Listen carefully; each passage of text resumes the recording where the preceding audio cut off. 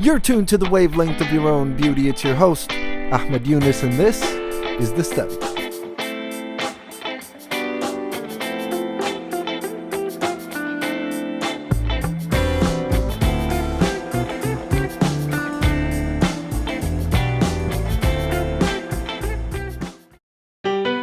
Am I recording? You are recording. I'm recording. Bonsoir, mes amis, mesdames et messieurs, et the bad people and the pendejo Trump people. Aujourd'hui, we have easily the dopest, coolest person that I know in continental Europe. Americans. And I was thinking to myself, like we're studying identity, we're studying the current moment, we're studying the insanity that surrounds us. And I thought to myself, I know exactly the person that we should call.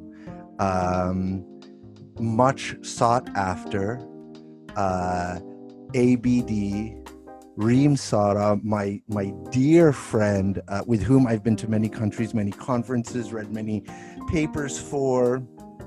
And I thought, we should just call her. And then we should just be like in a conversation with somebody in France who knows about everything that we're studying. And then so I thought like I would wear my French suit. It's from like the hood, but it kind of looks French because I felt like it's a French moment. And I forgot your beret. No, my beret. Actually, it's funny because I was going to wear the cap and gown, which does have, but I figured that would be too much. Okay. My beautiful, brilliant, wonderful friend, thank you for being on our humble show. Hey, bonjour, Ahmed. Comment ça va? Ça va bien, merci. Et your vous? French is dope. No, it's not. Ça va très bien. Il fait chaud. It's so hot over here. Un petit peu. I just speak I took 7 years of French. And what proves that you really don't learn anything unless you love it is now in my elderly years, I'm trying to regain some French, but it's kind of not working.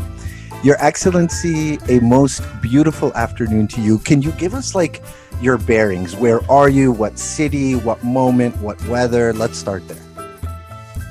I'm not from Paris. Good. Yeah. That's where they eat freedom fries. We know that.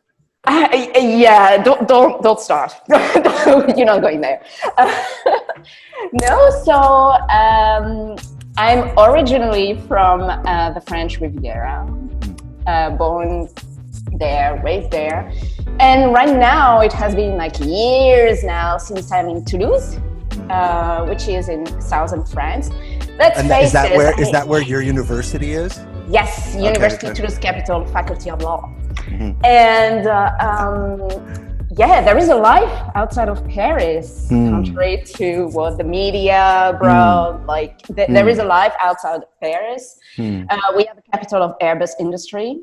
So every single plane you have that is Airbus, it's built right here, and they test the planes right above my rooftop. So that's interesting. So the planes are working. Yes, I'm in the Pink City. Beautiful city, fourth biggest city of France. Wait, hold on. Did you say the Pink City? Yes, because the city is made of bricks. So when it's sunny and shiny, which is most of the time, the sun reflects on the bricks and it looks like pink. Oh my God, that's so beautiful. I told you there is a life outside of Paris. Wow, dude, that's crazy. Have you ever been to Lisbon? Isn't their White House pink? If I remember, that was right? Yes, yeah. I remember. Bluish, very pastel. Bro, actually, the pastel, the color pastel, and the pastel, as in the the material, is actually extracted not from here. So it's from my region. Is it really? Wow. Occitanie, and we have a long history with religious freedom as well. If you want to understand what the French did back in the days, during this medieval times, you come to Occitanie and you will understand. Is that where a lot of the history happened? A lot of it, yeah. In terms of massacres committed on behalf of religion, etc. It's in the area. And otherwise, besides all that, it's a very, very lovely city, very chill. It's the second biggest student city after Paris. So in terms of universities. Wow, that's really cool. Yeah, and we are the capital of aerospace. Oh, wow. You're amazing. Okay, I think one of my children is performing a screaming song downstairs. Don't worry. No problem. They're going to be fine. Okay, here's what I want to do. I want to take just a journey together in which you lay out for us. So we're people that are concerned with like identity, anti-racism, the future of Western foundations to the nation state. We're interested in international human rights norms, international law, all areas in which you are an expert. And we see the world kind of shifting around us.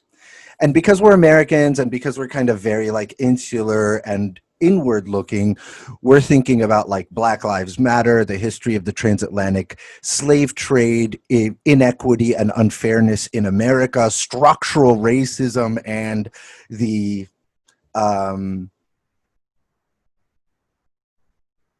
disinviting of large portions of society from the social fabric, etc.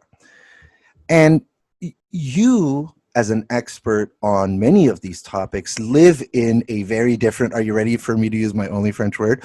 Milieu. Yeah, oh, good. That sounds good. Keep going. What's up? No. Yes. Sorry, the guy that ghetto comes out. Okay, so you're in this like totally different cultural experience.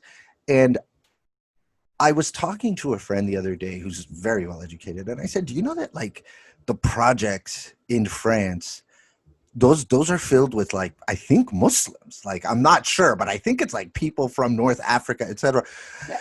And he was just like, bro, I don't know anything about that. And so I thought, you really are the human being that can kind of walk us through identity in France, young people's struggle, economic inequality, being French, all of that. Like, help us a little bit become smarter than we are now. Oh, I think you're already smart. That's but I will try to guide you through this very complicated and fascinating adventure, which is like the French experience. Yeah. First of all, I would like to, from the bottom of my heart, to thank you for bringing me on your fantastic show. I love you. Yeah, no, I'm going to tell you because it's a very clever show. So everybody, you all watch what has been done already because I learned so much. So thank you for that. And, you know, French is complicated. Nobody understands France, not even the French, honestly. And when it's also a sexy country to study because nobody really understands. So there is this kind of fetishism around it and fascination.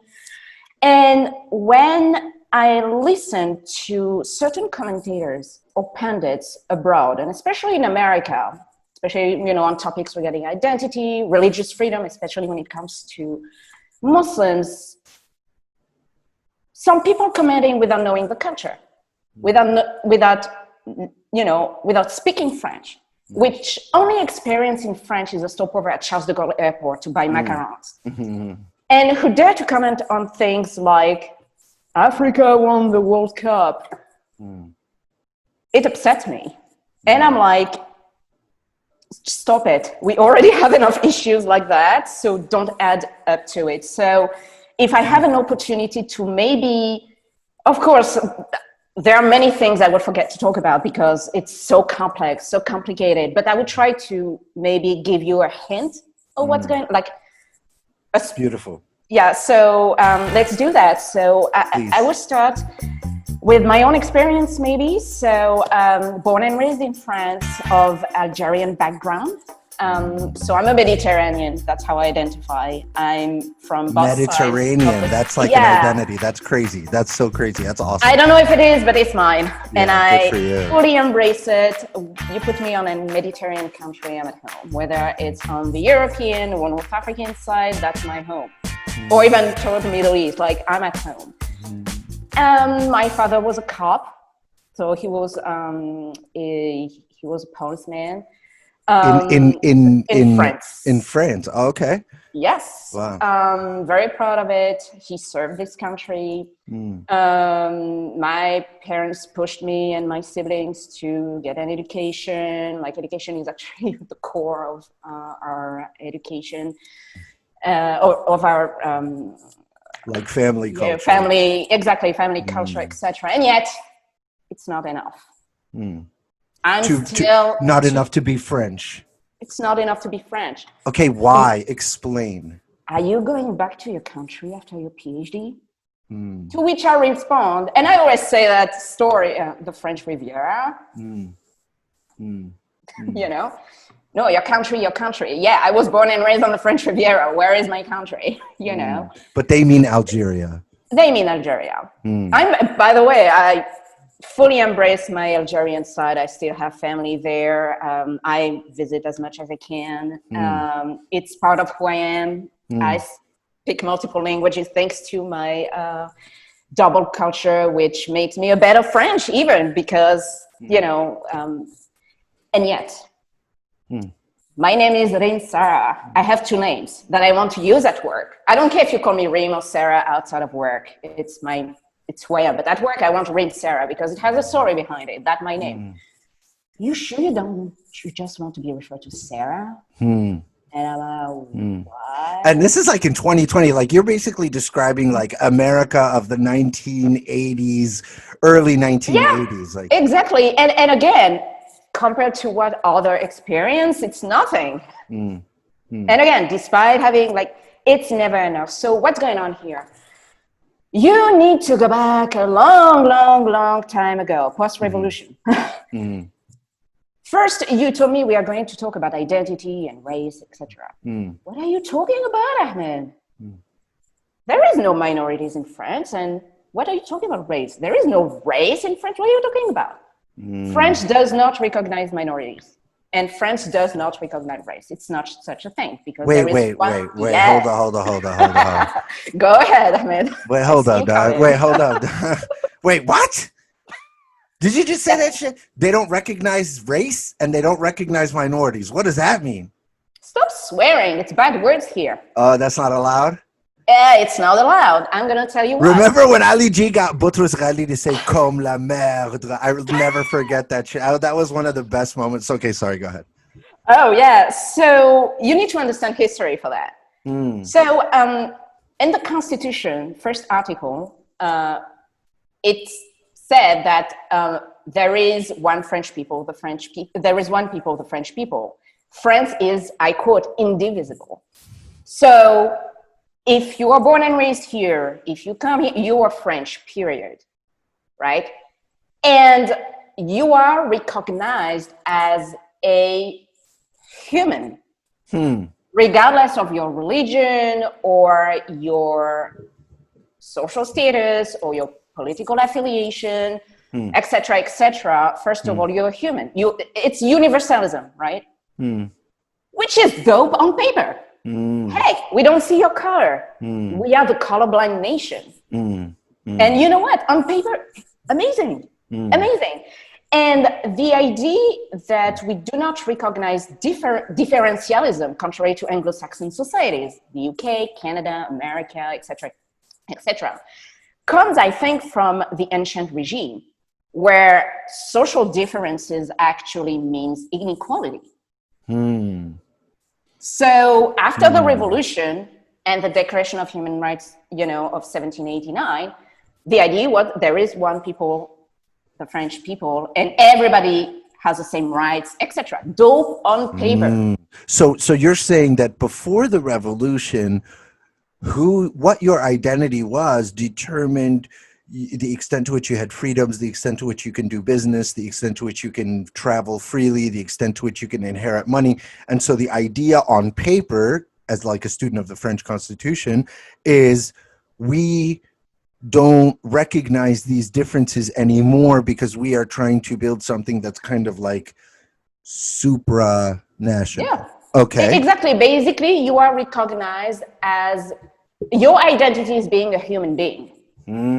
That's how you are going to be protected. Again, on paper, it's a good it's idea. amazing. It's a good idea. Think about it. We don't protect your rights. Like, we don't see you as a black, as an Arab, as a white, as a whatever. You are just a human. But of course, it worked when the French society was Catholic and white. Yeah, I would never say that. Like, I know if I say that in front of a French audience, I would be slaughtered. See, that's crazy, dude. Like, it's 2020. You're a doctor of this shit, and you can't, like, wow, that's crazy. To be doctor. No, inshallah soon. Inshallah. And, but of course, so universalism is one of the cornerstone of French identity, is that the universal individual.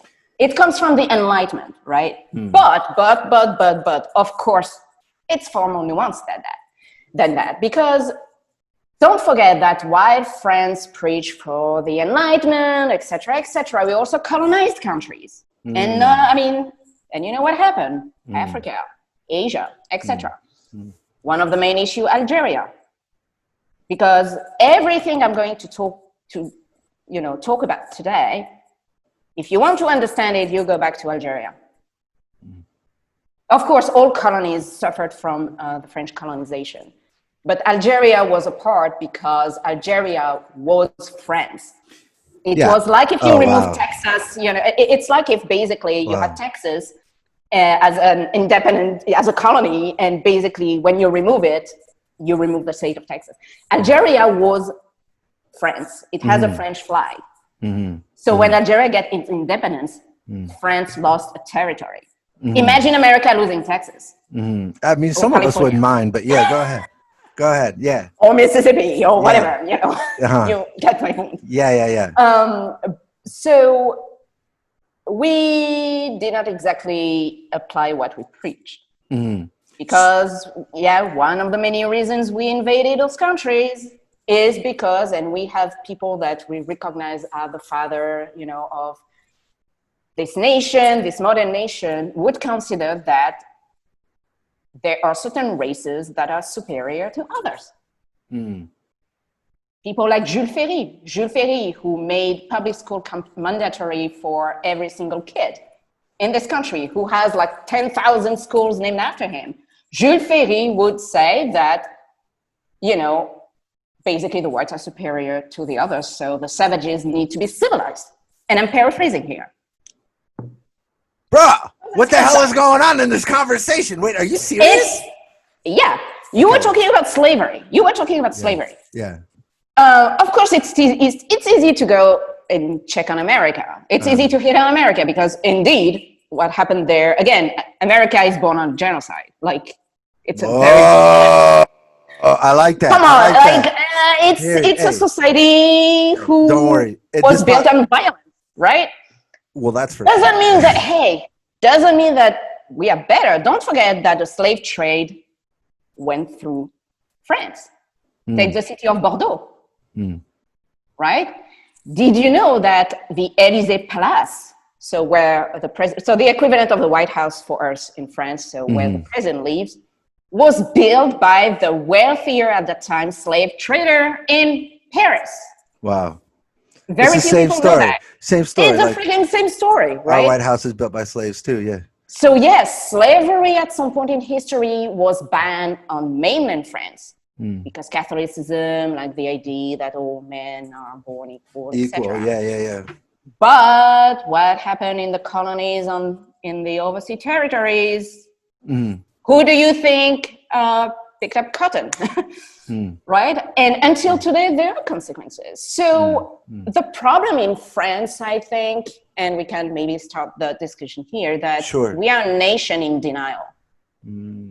Because what happened is, James Baldwin, who was in France after leaving, I'm going there. Sorry, I'm on fire today. This woman is amazing. Yeah, go ahead. He spoke fluently French. And he gave this interview on a French TV show at this time where he said that the concept of white supremacy doesn't come from America. It comes from Europe. It's an important concept that in America took over, etc. And the rest is history. I'm not going to develop on that. There are people who are far better experts.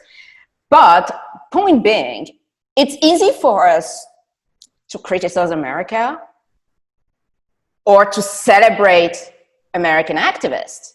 MLK, Rosa Parks, John Lewis, etc., etc. May they rest in power and peace.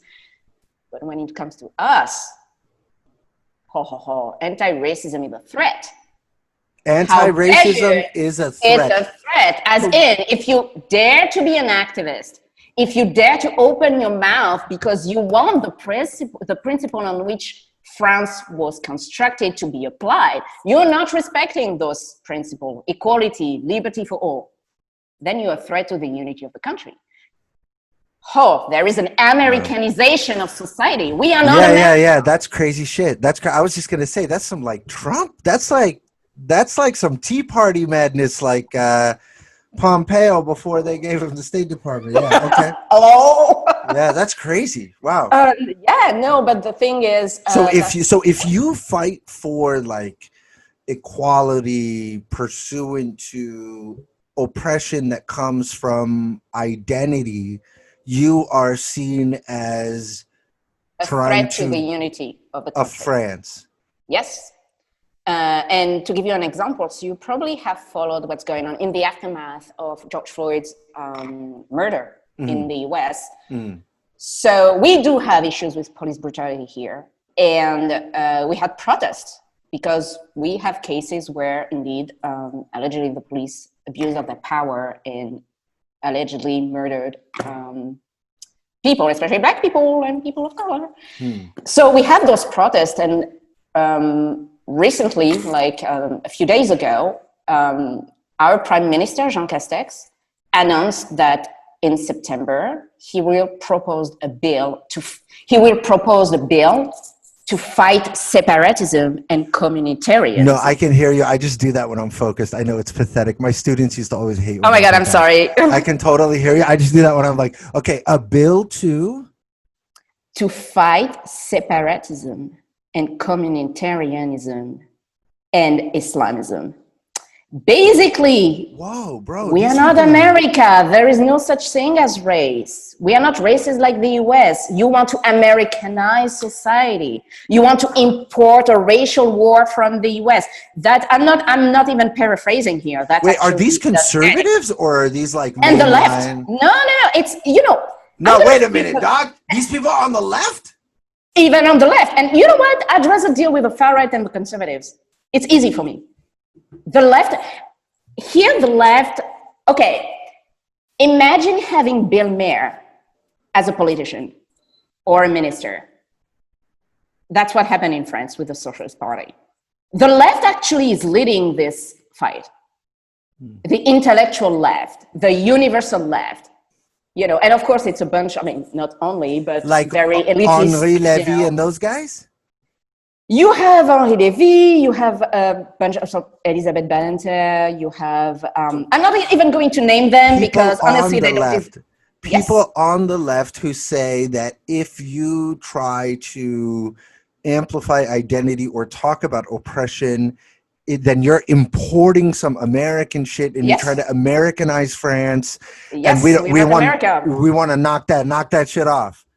Okay, so that tells me as an American that we're doing something right. Does that make any sense? Well, I won't say that one country is better than the other. I think we have two different ways of dealing with racism and the discussions. And I think in America, at least, you have a beginning of conversation. I'm not saying that everybody is listening or whatever, right? Because there are issues. But after saying that, there are actions which were taken, including from corporation, by the way. Again, the color of the US dollar is not racist. Seriously, even on television. Even on television. And in France, when you want to start that discussion, you are immediately the response is, know your place, basically shut up. That's literally, We are telling it's Bro, not just with bro, hold race. on, Oh bro, yeah, bro. I You're bro. know, I know. So you live. Wait, hold on. So you're a university professor. You live in a university town. You were born on the French Riviera. You speak perfect French. It's like all you got that whole thing going. You're highly educated. You live in the, what did you call it? The Gold City, the Pink City, Pink City. the Pink City. Like yeah, like it's good, right? Like there's bottled water, fizzy drinks. Like it's a good life. People like roll their own cigarettes. Like it's a good life. And you're telling me that in that life that you're living, somebody is like, yo, don't talk about like you're not allowed to. But why? Like that seems so. I'm being Again, American right now. we are a nation on denial. We still refuse to admit that we do have issues we haven't solved. And we have the means to solve those issues. But you have to come back again, the post-colonization era, and how France dealt with diversity, and especially with immigration, and how we consider people, who comes from this diversity. In France, you have to understand that diversity is cool when we win the football World Cup. By football, I mean soccer. So diversity, wait, say that sentence again. Diversity went out the window with the World Cup? No, what I mean is diversity is good in France when we win a football World Cup. That's it. Otherwise, trying to even recognize diversity is another threat. You want to divide the French people. Oh boy. You are a communautariste. Oh boy. Oh, it's a long story. That's another theme, right? That's another theme, right? Look at it. Wait, can you see it? Oh man. Hold on. Oh yeah. No, right here. You see that? That's Colin Kaepernick right there on the bottom. I see it. Yeah. I see it on the bottom, right? That was drawn by Khaled Oueldelbey, who's a Sudanese artist based in Qatar. And what you've just said is absolutely mind-blowing. You're saying that we, the French, love diversity when we're winning soccer games. Football. And we say, oh, isn't France wonderful that all of these people are equal and they're all French and they're all wearing blue and whatever. But then as soon as the soccer games are over and the World Cup or whatever is over, we all go back to like square one, yeah. Square. Okay, now help us understand what is square one. Like who lives in France? Like I don't even know what it like. What is like? Who's there? Like, are there black people in France? Who are those black people? Are there Arab North Africans in France? Who are they, etc.? Like, can you just teach us like who lives in France? Yeah, so we are one of the most multicultural country in Europe. I would say France, Great Britain are among the two most multicultural country in Europe. And so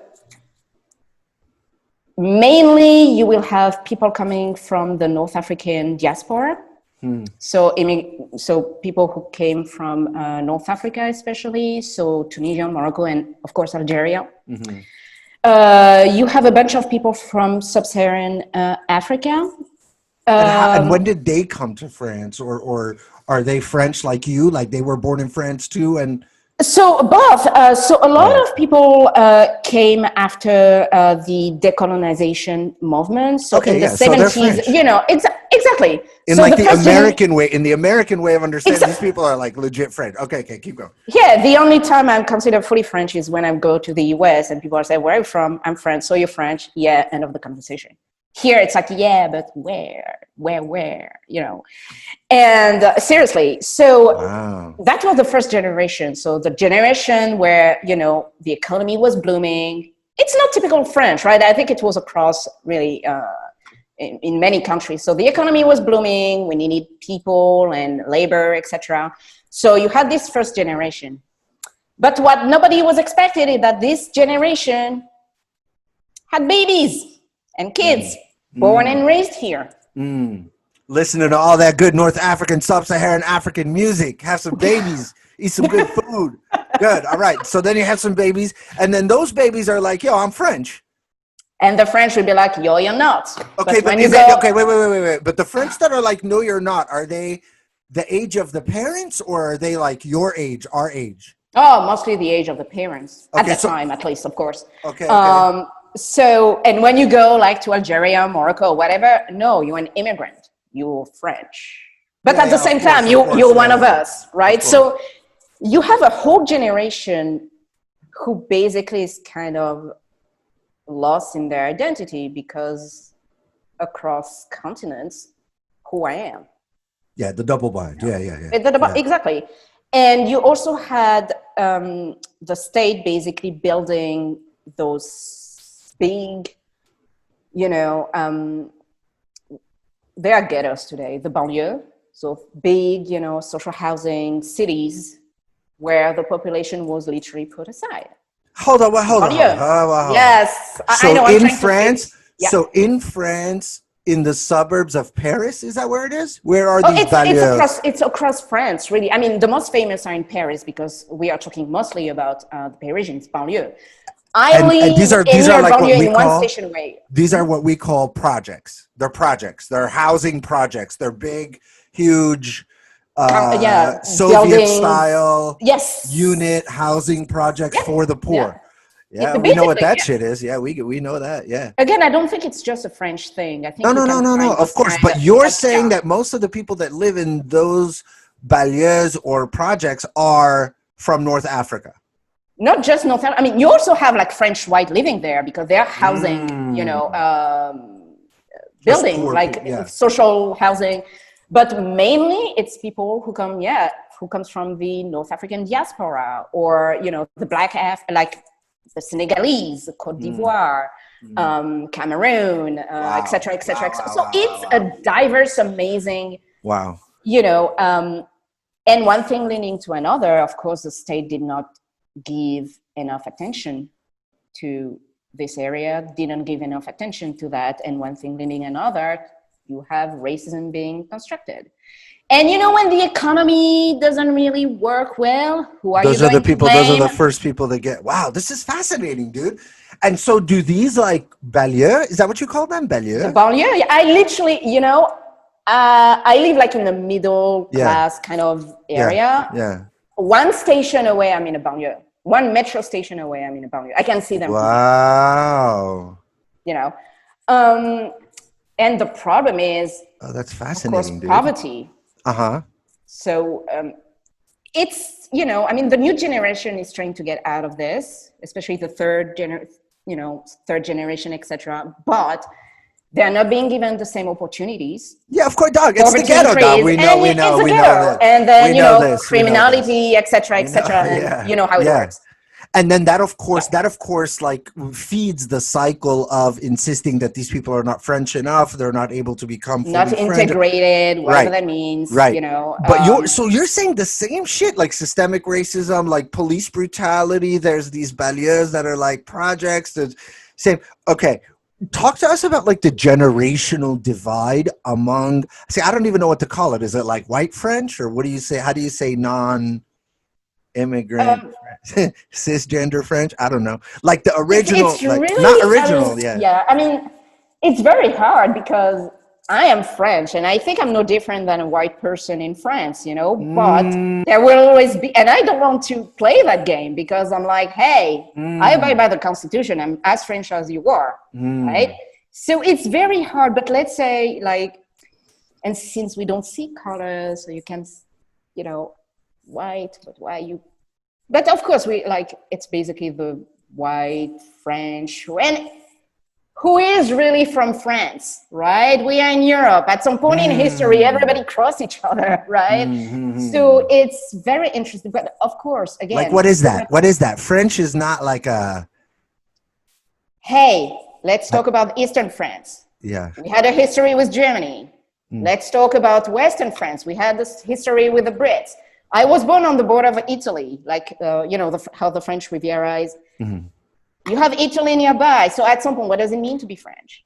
And by the way, today it's like North Africans and blacks. There was a time it was the Spanish and the Italians who are the undesirable people. In France.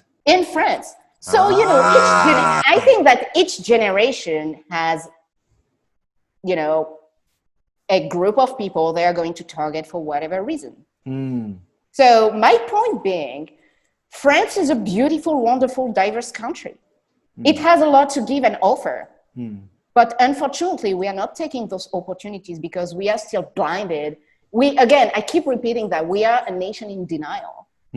Yes, we have a history that is not just about the Eiffel Tower and the Champs-Élysées. We have a history of committing crimes because of colonization. And we're still not over colonization. Yeah, I was just going to ask that. Has the nation, like, do minorities in France feel like the nation has come to a reckoning with its colonial past, or no? It's very interesting because I hear a lot that colonialism is a taboo in France, race is a taboo in France. I disagree with that statement. At least I partially disagree. Colonialism and its concept, like, what is taboo? Like, it has been decades now that historians, activists, sociologists, anthropologists talk about like race and colonialism, decolonialism, etc., etc.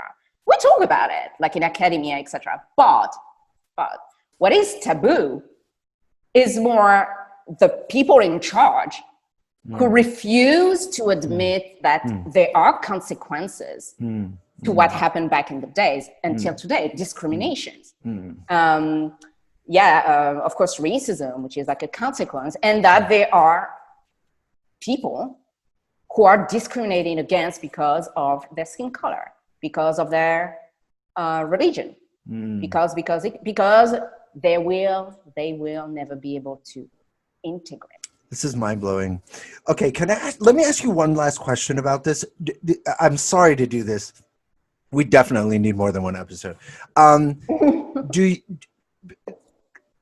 Does religion racialize in France? Because I from my minimal study, you're also like a society. It's like Ataturk, right? Like there's no symbols of religion in government. Something like, is it true? Like you can't wear a cross or you can't do this or do that. Like there's some sort of like weird thing about religion in France, isn't there? Well, it's more Ataturk tried to do like us. Okay, very good. Oh, my bad.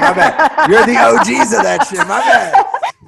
No. But it's a very remix. Anatolia remix. My bad. No. But actually, it's a very interesting point you made because I'm not a specialist of Turkey, so I won't wait in too long. But there are effects of what France has done. Usually, everything starts in France and then it spreads.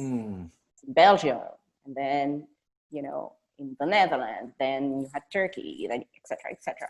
So actually, it's a very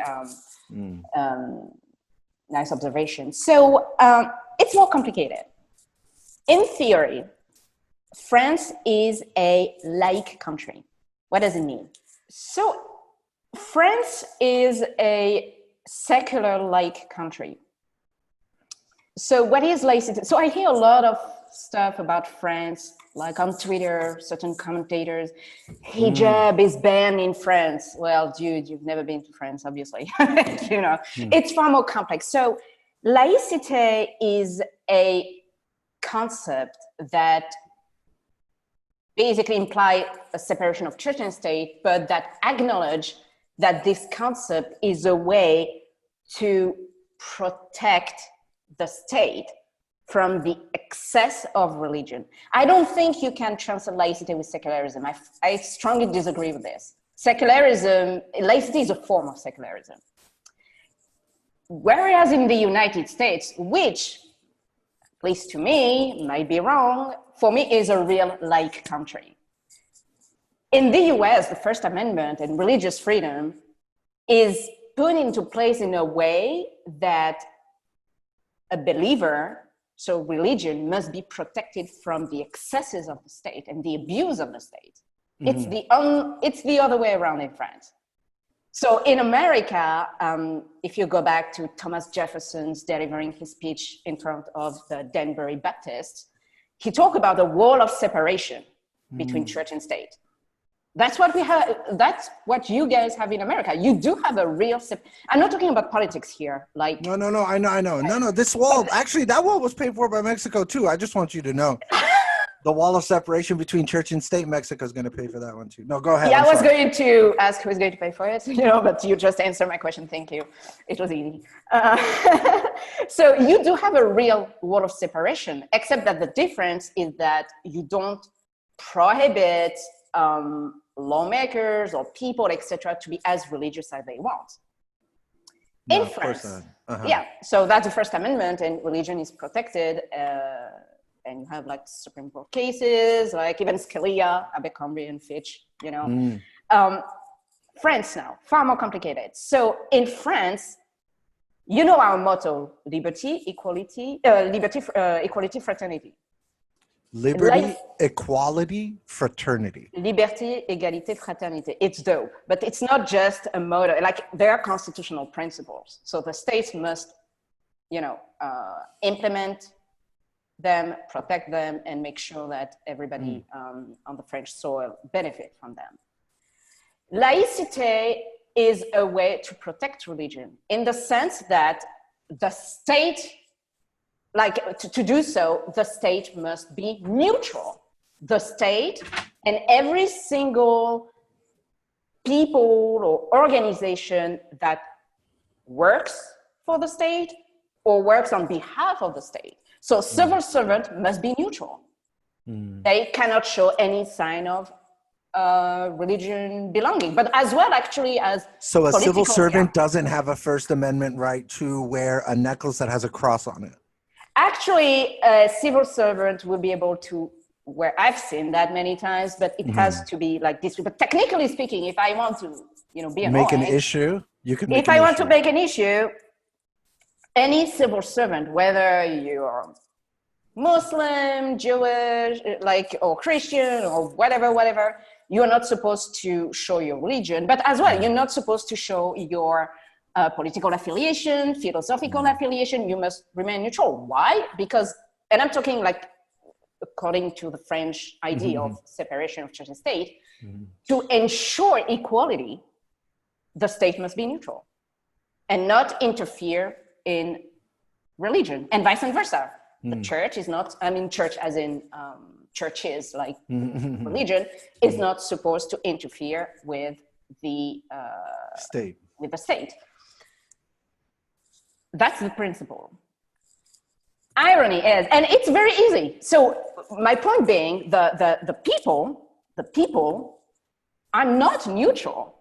Actually, laïcité was made in a way that the people could enjoy religious freedom. And at that time, when the law on separation of church and state was implemented in December 1905, the idea was not to remove religion from the public visibility. The idea was to be we need to detach ourselves from the Vatican, basically, the church. Because if you know a bit about French history, you know how the role of the Catholic Church in the French and European history. And the revolution happened, etc. 1905 law on separation of church and state. But the idea was that the people benefit from religious freedom, or the freedom to believe, not believe, change religion, be agnostic, or whatever. So that's the principle. It's very easy. The people are not neutral, the state is. And yet, we are one of the countries in Europe who interferes the most with religious affairs. And we have a lot of exception to this rule. First, for example, I'm not going to bore you with legal details, so I'm just trying to give you a sneak peek at what's going on. So for example, and contrary to America, all the religious buildings, so mainly churches built before 1905, the state actually takes care of them and pay for renovation because they were built before the law was implemented. However, the churches built after, you're on your own. But still, it's an exception. Bro, that's hella problematic because that kind of holds the... It's cultural. Cultural development or religious development of the society at a specific point in time. Wow, that's mind-blowing. It's part of the heritage, etc., etc., etc. Also, the laïcité is not applied on the whole French territory. So France is not limited to mainland France. We also have overseas territories. So in mainland France, you have Alsace and Moselle, so Eastern France, which is under the rule of the Concordat, which is an agreement that basically the French state recognized three religions: Catholicism, Protestantism, and Judaism. And in Alsace-Moselle, so this part in Eastern France, priests, rabbi, pastors are paid by the state. Wow. Yeah. Okay. Same, Guyana is also under Concordat. So a bunch of overseas territories are under this rule. And you would think, hey, at the age where you're all about, we don't want to see religion in the public, naming Muslims, really. But like, then get rid of the Concordat in Alsace-Moselle. Well, no, the Constitutional Council, which basically is the institution in charge of the constitutionality review. So I hate to compare it to the Supreme Court because it's definitely not the Supreme Court, but it's like your Supreme Court. Decide that no, it was part of the French legal system and that's the way it is. But it has a system because of its history with Germany. Because at some point in history, Alsace-Moselle was German, and then it was back to France, and then German, and then it's part of France. There you go. So France is built like on Christianity. Like Christianity is a huge part of historic France, but technically we are not a religious country. It's a secular, laic country. Now all of our holidays, and God knows we have a lot of secular God, right? I'm not. We have a bunch of holidays like All Saints, Christmas, Easter's, Ascension of Jesus Christ, Ascension of Mary, Pentecost. Not very secular, yeah. Hey, dude, I'm all for it. Like, yeah. It's good to have a holiday, yeah. It's good. I love holidays. The problem is, we are also a very diverse country. And here we go, the Muslims, because I'm sure that's what you wanted to talk about. Yeah, I'm interested. So in the scale of history, of course, Islam is a, what kind of word can I, new religion? I mean, new as in it's like the last to arrive, but it's not that new. Because when we colonized Algeria, when we colonized, Tunisia, Morocco, et cetera, Islam was there. Let me take you back to Algeria. When we colonized this country, the idea was really like basically the white Catholics come and we're going to civilize like the savages, quote unquote. The Muslims, Algerians, so the Muslims were considered indigenous. They didn't have the citizenship. The Christian did. Wait, hold on. Tell me. You're telling me that when France colonized Algeria, they deemed the Muslims of Algeria to be indigenous? Yes. So that they would not have citizenship in the country. You're fucking, there's no way. Are you serious? It's le code de l'indigène. So the indigenous code. No wonder the Battle of Algiers is such a hardcore movie. It was tough. And of course, there are many parallels. There are many parallels in American law and American education as it relates to Mexicans. But yeah, keep going. Oh, I didn't know that. Fascinating. So yeah, the Mexicans were deemed to be non-Indian Indians in order for them to not. Yeah, it's just complete bullshit. It's complete garbage. It's BS. Yeah, it's discriminatory. Yeah, go ahead. There were ways basically to become French, but for that you needed to basically not apply the Muslim status. So to name it Sharia, right? So you had to give up on your, but it was, and a lot of people would not do that. Anyway, very complicated story, one thing leading to another. And don't forget, the Algerians fought World War. Hold on, bro. I'm losing. And the Algerians fought during the war, the World War I, World War II. They were fighters, and at some point they're like, mate, you gotta give us like the frigging citizenship or like equal rights and stuff. Of course, I'm not being nuanced here. They're fighting the Axis. They're fighting the Axis power. At some point, like, mate, just let's start the revolution, right? And anyway, the idea is in France that a Muslim cannot integrate. A Muslim cannot be fully French. We said the same thing about the Jews. In a certain time of history, it did not really end well. In France. Oh, yeah, in yeah, yeah, France. yeah, yeah, yeah. If you heard about the Dreyfus Affair, there you go. No, what is that? Tell us about So that. the Dreyfus Affair was this story where an officer was accused of treason. So Alfred Dreyfus, who, so he was a Jewish French officer, and he was accused of treason. And so he was, how do you say, like, not kicked out of the military, you know, accused of treason against France, etc. But the thing is, it was a coup. Dreyfus did not do what he was accused of, and this story divided France: the pro-Dreyfus and the anti-Dreyfus. And until today, that's something that France has to live with. But the idea was that the Jews cannot be trusted, you know. So of course, when something is done, it will be the Jew, you know, et cetera, et cetera. And it's rooted in anti-Semitism. Like, it's pure. Again, we have a history of anti-Semitism in this country as well. So to come back to the Muslims, after decolonization, when you had immigrants come, like from a North African coming, so you have this new religion appearing. So the first generation, who basically didn't want really to show up because they feared to be sent back, you know, to Algeria. They wanted their family to reunite with them, etc. But then you have the second generation, who born and raised, who are Muslims, and, you know, who embraced it in a certain way.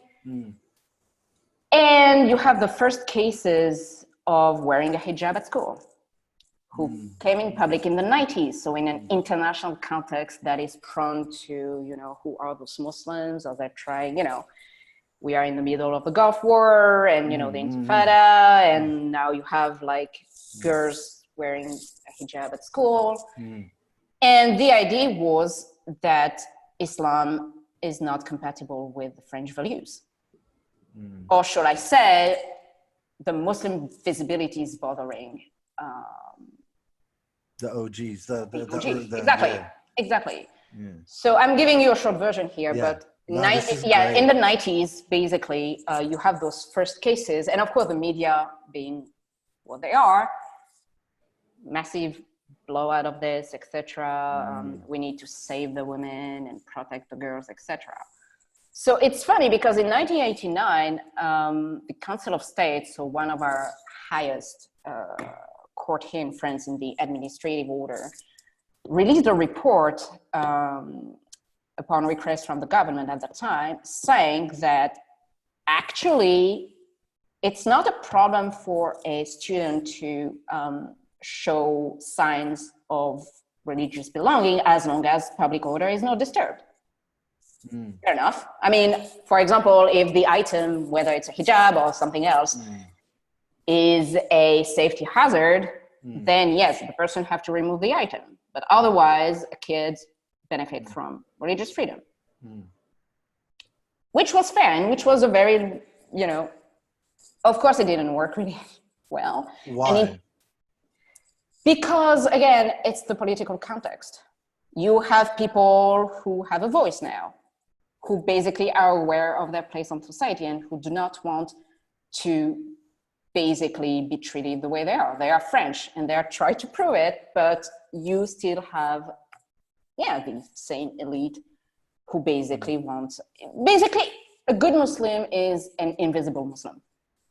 Oh, wow. That's profound. That's profound. I said that all the time when I give interviews or when I write papers. Nobody gives a damn about the hijab when the woman is wearing is your servant, is your maid. Wow. Speak it, girl. Yeah, that's it right there. Go ahead. Yeah, I mean, when a Muslim woman with a hijab clean the office of a senator, it's nobody says anything about her. Yeah. However, when the Muslim woman all of a sudden, you know, come from Sciences Po Paris, you know, is educated, received an education, etc., and open her mouth, wow, you're a threat. So let's limit your freedoms, you know. And so it's so crazy. It's crazy. And to come back to the notion of laicite, laicite became a monster that it's not. So in 2004, a law was adopted on the prohibition of religious signs in public school. So from primary school basically to high school, prohibiting ostentatious religious signs. Because of course they just couldn't ban hijab, it would be blatantly discriminatory, so everybody pays the price.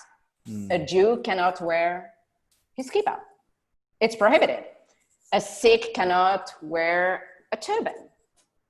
A Christian cannot wear a big cross. And a Muslim cannot wear hijab. So small crosses are allowed, small Fatima hands are allowed.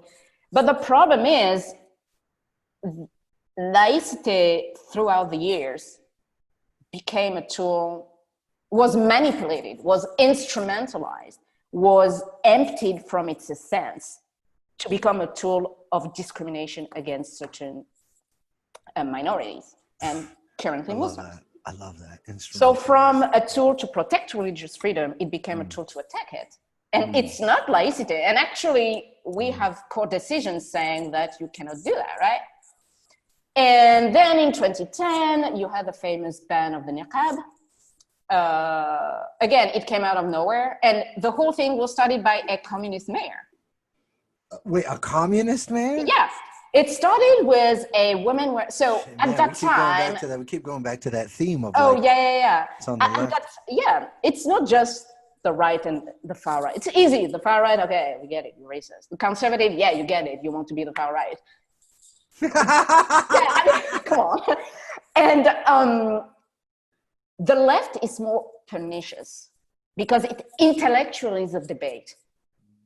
And that's when it becomes a bit more dangerous. When you intellectualize your racism, yeah. Yeah, that's exactly what's going on here. So in 2010, at that time, according to, because here statistics are prohibited. So statistic on, statistics on race, etc., and religion are prohibited. So because we don't. I know. Oh my God. Sorry. So I just feel like so yes. Since we do not recognize minorities, there is one French people, so we do not have stats. So there's no sense that we don't know in France how many people are Muslims and how many people are Catholics and how many people are Jews and how many people. We have ideas. So there are some very regulated. There are some very regulated exceptions for researchers. Sociology, etc. But otherwise. Really? If a census asks for your religion, it's illegal. It's unconstitutional. Wow. Oh, wow. Well, honestly, you know what? I have mixed feelings about it. I do believe we need those stats. But at the same time... No, I'm not against it. I'm just like tripping out. It's very complicated. Honestly, we need those stats if you want to actually do something. Right. But the researcher. We have a history. We have a history. We used to have those stats back in the days, and it was used to deport the Jews. Oh, wow. Okay. So then they're like, it's recent history, you know what I mean? But at the same time, I think we need those numbers. But the problem is you will have like some political parties who would use those stats to be like, see, I told you, it's a great replacement. The Muslims are coming. You're invaded and are a threat to our civilization, blah, blah, blah. And for me, that's a problem. But definitely we need something to fight discrimination. And if we do not have, again, there are exceptions for academia especially, but it's very regulated. And so we have ideas, like the Muslim population in France is around 6%, I think, 6.8 or something like that. Wow. So it's, but anyway, to come back to... Wait a minute. Wait, I'm sorry. So it's that small?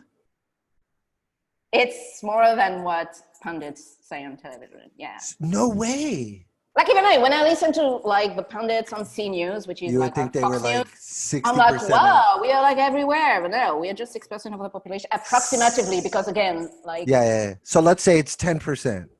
Oh, it's too much, dude. Okay, but then, let's say it's 8%. It's 7-8%. But then what are they percent of the population, like of the population in prison or of the population in the banlieues? We don't know. We don't know. What the? Well, then how do you move a society? You got no data. We have, I guess we have ideas. Bro, France is tripping, bro. How do you move without data? I don't get that part. That's crazy. Like I saw on Twitter some commentators being like, the vast majority of the people in prison are Muslim. I'm like, how the heck did you know that? We do not have stats. And if you get those stats, it probably comes from the far right. Or they are stats that has been used in studies, but that has been misinterpreted by. But that's really problematic. Like, you don't even kind of know who's in what prison, or like you don't have a sense of like how can you study systemic discrimination if you don't? We don't have systemic discrimination. Oh, I'm sorry. You don't have discrimination. I'm sorry, dog. An hour into this, and I'm still not getting my shit together. Okay, we don't have discrimination. We don't have identities. We don't have. We're all French. We're all French. Cheese, wine, and macaron. Come on. Cheese, wine, and macaron. You know, we're all pronouncing that one wrong. Hella wrong. The people in Georgetown, they kill that word. Oh, yeah. Macaroons. Macaron is another cookie. It's not even the right one, dude. See, look at that French elitism. The coconut thing. Like, macaron is like the almonds filled. Oh. Yeah. Okay, see, look, you know, the first time I traveled outside of the United States without my parents, I went to Brussels for like a US Belgian Muslim dialogue something, and I visited Hassan Hathout, Allah yarhamu, Dr. Hassan, Dr. Meher's older brother, and he told me to read a book called The Ugly American. I was like, come on. I want to say I was still in college. This is before 9/11. Oh. And I read that book and I realized, like, you know, we know nothing of the world. Like, we really, really, honest to God, we know nothing of the world. Like, and the problem is that we live in a moment of anti-intellectualism, right? So the unpacking that's possible, you know, like you can come visit us and we can go to Watts, or we can go to Downey, or we can go to Compton. We can go to let's go to the banlieue of here. And the stories that people are telling are stories that are completely unheard in the rest of the United States. Wow. Unheard. Like, most Southern Californians don't understand that the inner city in Southern California is directly connected to the American South. So you'll have, like, you know, you'll go into one set of projects in Watts and they'll tell you, yeah, everybody here is originally from Mississippi. Everybody's grandma, everybody is originally from Mississippi, and then they came out here. So then when you hear rap from that little okay, and then you hear rap from like 15 miles away. Yeah. It's just completely different. It's a complete different world. Okay, good.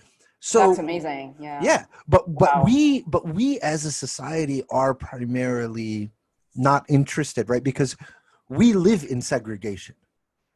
By law, by zoning, by financial, we live in a racially segregated world. So what's amazing to me is, like, listening to you describe France. France it's not living in a racially segregated world. It's living in like a fantasy land where identity is not real. It doesn't have import for the conversation that we're trying to have. We're not counting the people that are actually here based on who they are. So the question to you is, how does that move forward? Like, what is your vision for how this has a forward trajectory? I think as a society, everybody needs, first and foremost, to recognize that we have a problem. And truth is, we're not. Now there are voices who are trying to, you know, scream to whoever wants to hear, hello, we are here too. We are also friends, right? And as long as we do not listen to these people, we are not going to move forward. I'm going to, you know, so John Lewis just passed, and Emmanuel Macron, so our president, tweeted a very beautiful homage, like pictures of them hugging each other. And I'm like, it's fascinating. If only you could give the same respect and attention to your French activists here. Wow, wow. Look at dude Reem Sarah coming down with the hammer at the end. Yeah. Hey, if MLK was French, yeah, he would be called a separatist. Wow. If John Lewis was French, he would be called a threat to the unity of the country. You know? But because he's not, Emmanuel Macron wants to take a picture with him or show that he paid. We love naming our schools and avenues after MLK and Rosa Parks, which is awesome, by the way. Again, only these people, God bless them. You know?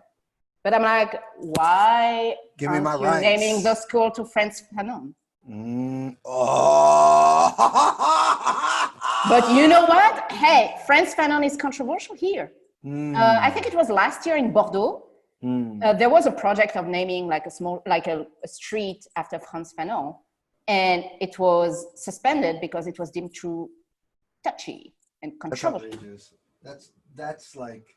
However, we do have French figures who fought, like Frantz Fanon, or in Haiti. I was just about to pull out a Frantz Fanon quote that relates to him being banned. Yeah, go ahead. Exactly. Yeah. So I'm like, wow. The thing is, we are a country that is extremely detached. We see the US, like, oh yeah, the civil rights movement. They're the racists because they are a multicultural country and they recognize differences. We don't. Because if we recognize differences, again, the ancient regime, differences mean inequality. We're not like that. We don't see color. Well, last week, now former defender of the Defender of Rights, which is our ombudsman. So it's the institution that observes, human rights violation in this country. He gives recommendations, writes reports. Jacques Toubon. The guy is a right-wing figure, right? So he did an extraordinary work during his time at the Defender of the Right. Like when he was appointed, I was like, oh God. And now I'm like, I miss you already, come back, please. He literally said whatever Black activist or, Muslim activist saying. He said there is a part of the population that fears that are being rejected from the Republic. And this is a danger for the cement of the French Republic. Because what you're doing is that, you are not recognizing that there are issues of discriminations, whether it's employment, whether it's housing, or, police brutality. Like basically our issue with police brutality and like the systemic discrimination, racism comes from police control of identity.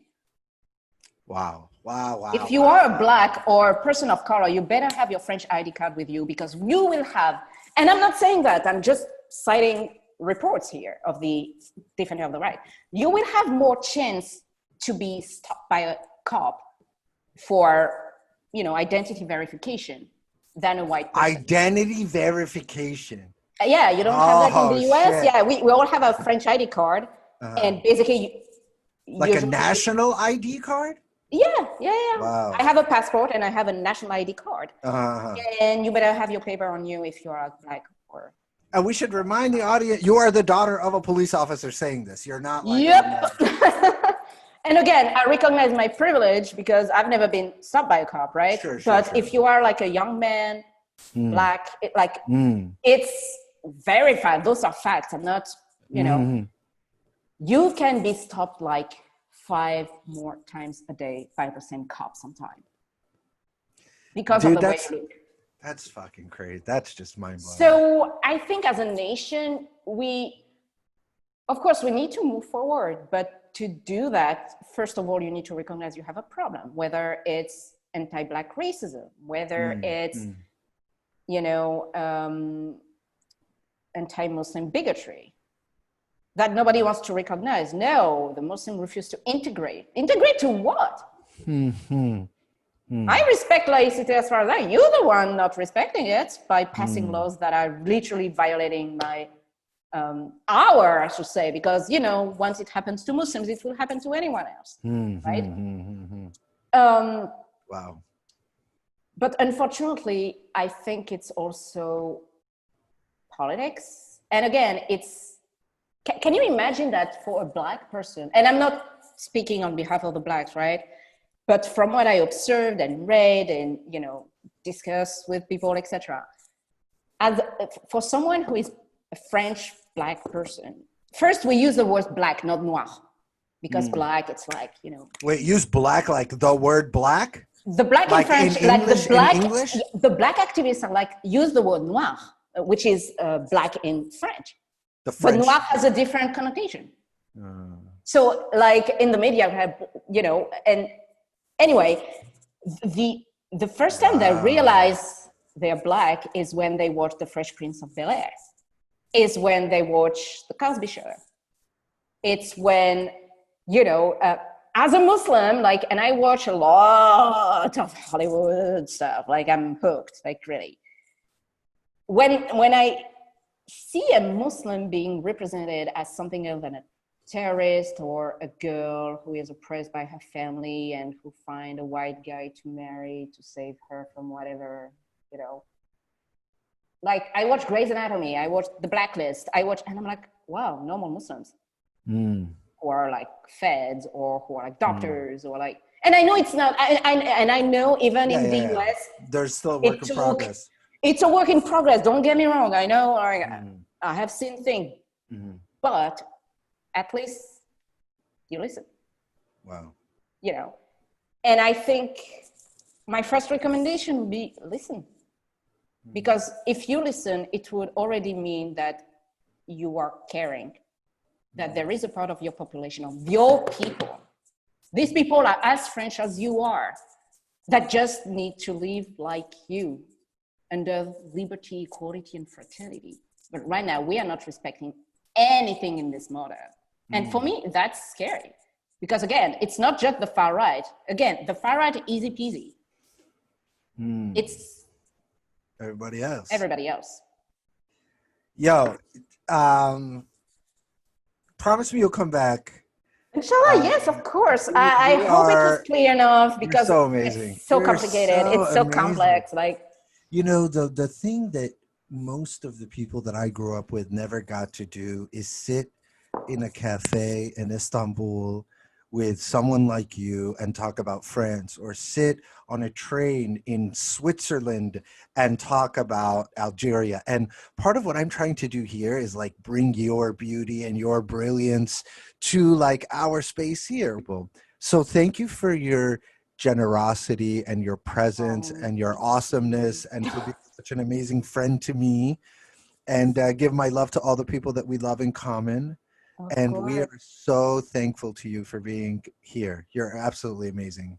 Thank you so much for having me. You know, France is more than, you know, baguette, beret, cheese, Eiffel Tower.